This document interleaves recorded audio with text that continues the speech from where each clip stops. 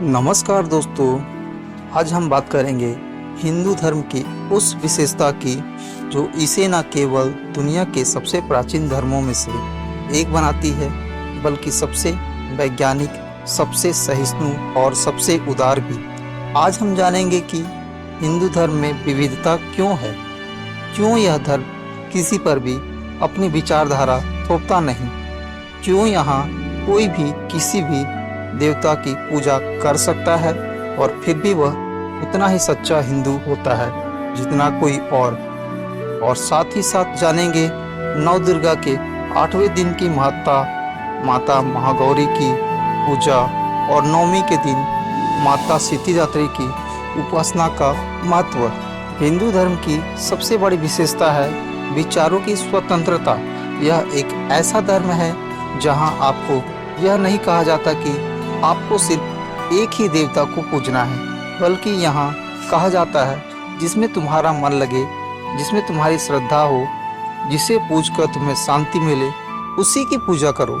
यह विचार कोई आज का नहीं है, अनादिकाल से ही वेदों में यह लिखा गया है। एकं स्वधिपरा बहुधा विदन्ति, अर्थात सत्य एक ही है, ज्ञानी जन उसे अलग अलग नामों से पुकारते हैं। इसलिए कोई शिव को पूजता है, कोई विष्णु को, कोई दुर्गा को, कोई सूर्य को, तो कोई निर्गुण ब्रह्म को। फिर भी सभी हिंदू हैं। क्यों? क्योंकि मूल्य उद्देश्य सिर्फ पूजा करना नहीं, बल्कि सत्य की खोज करना है, सदाचरण में रहना है, शांति और आत्मिक आनंद पाना है। इस खुली सोच के कारण यहाँ एक ही धर्म में नास्तिक चार्वाक भी है। यहाँ बुद्ध भी पूजे जाते हैं और शंकराचार्य भी पूजे जाते हैं। अब प्रश्न उठता है कि अगर कोई भी किसी को भी पूज सकता है तो फिर इतने सारे नियम क्यों? क्यों हर पूजा का एक निश्चित समय, तरीका और प्रक्रिया है? इसका उत्तर है क्योंकि हर कार्य का एक वैज्ञानिक और आध्यात्मिक उद्देश्य होता है।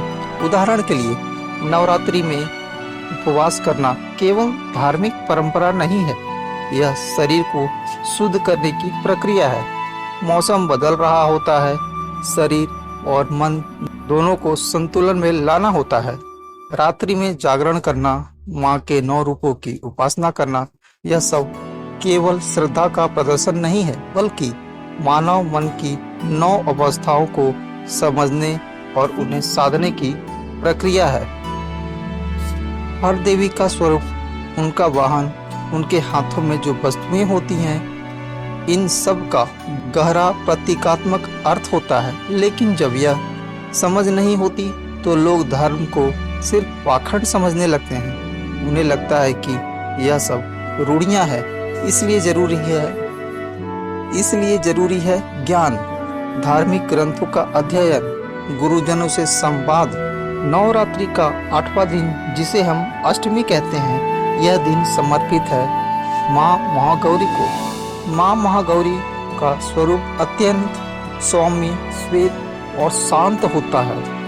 वे सफेद वस्त्र पहनती हैं, बैल की सवारी करती हैं, 4 भुजाओं में त्रिशूल, डमरू और वरमुद्रा लिए होती हैं।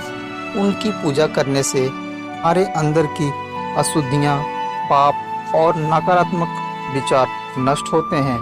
महागौरी का तात्पर्य है महान गौरा, अर्थात शुद्धतम चेतना। कहा जाता है कि जब माँ पार्वती ने भगवान शिव को पाने के लिए घोर तप किया तो उनका शरीर काला हो गया। शिव जी ने उन्हें गंगा जल से स्नान कराया और तभी वे महागौरी के रूप में प्रकट हुई। जब हम सच्चे हृदय से साधना करते हैं तो हमारी आत्मा भी महागौरी की तरह निर्मल हो जाती है। इस दिन कन्या पूजन भी होता है। छोटी बच्चियों को देवी का रूप मानकर उन्हें भोजन कराना यह केवल परंपरा नहीं, बल्कि उस शक्ति को सम्मान देना है जो हमारे समाज को जीवन देती है। नवमी के दिन पूजा होती है माँ सिद्धिदात्री की। जैसा कि नाम से ही स्पष्ट है, सिद्धि अर्थात सफलता, उपलब्धि, योग बल और दात्री अर्थात देने वाली।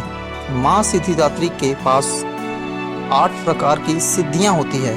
अणिमा, महिमा, गरिमा, लघिमा, प्राकाम्य, ईशित्व, वशित्व और काम, वासयिता। ये केवल चमत्कारी शक्तियाँ नहीं बल्कि प्रतीक है उस आत्मिक सामर्थ्य के जिसे साधक कठिन तपस्या से प्राप्त करता है। नवमी को माँ की आराधना करने से साधक को ज्ञान, शांति और मानसिक बल मिलता है। यह दिन विशेष होता है आत्मबोध के लिए। माँ सिद्धिदात्री अर्धनारीश्वर के रूप में भी पूजी जाती हैं, क्योंकि उन्होंने ही भगवान शिव को भी सिद्धियां प्रदान की। यह दिखाता है कि शक्ति ही शिव को शिव बनाती है। कई बार लोग सोचते हैं कि हिंदू धर्म में सिर्फ गुरु बोलते हैं और शिष्य सुनते हैं, लेकिन यह केवल आधा सत्य है। हिंदू धर्म में शास्त्रार्थ की परंपरा बहुत पुरानी है। शंकराचार्य जी ने पूरे भारत का भ्रमण करके शास्त्रार्थ किए और सत्य को तर्क और शास्त्र के माध्यम से स्थापित किया। राजा जनक के दरबार में ऋषि, तपस्वी, योगी और विद्वान मिलते और घंटों धर्म, नीति और दर्शन पर संवाद करते थे। राजा विक्रमादित्य के 9 रत्न कालिदास, वराहमिहिर, धन्वंतरी, ये सभी उस परंपरा के उदाहरण हैं जहाँ तर्क को श्रद्धा के साथ रखा जाता था। पंचायत प्रणाली भी इसी विचार से उत्पन्न हुई, जहां 5 ज्ञानी लोगों की राय को ईश्वर की वाणी माना गया। तो दोस्तों, जब हम हिंदू धर्म की ओर देखते हैं तो हमें केवल एक धार्मिक पद्धति नहीं दिखती, बल्कि एक जीवन शैली, एक दर्शन, एक वैज्ञानिक सोच की झलक मिलती है। यह धर्म कहता है, पढ़ो, समझो, सोचो और फिर श्रद्धा करो। जो श्रद्धा अंधी हो वह अंधकार होती है, पर जो श्रद्धा ज्ञान से जन्मी हो वही मोक्ष की ओर ले जाती है। आज की इस यात्रा में हमने जाना हिंदू धर्म की उदारता और विविधता, पूजा के पीछे का वैज्ञानिक और आध्यात्मिक पक्ष, माँ महागौरी और माँ सिद्धिदात्री की महिमा और शास्त्रार्थ व लोकतंत्र की जड़ें। आपकी क्या राय है? कमेंट में ज़रूर बताइए। तब तक के लिए धन्यवाद। फिर मिलते हैं इसी तरह की एक नई पोस्ट के साथ। जय श्री कृष्ण।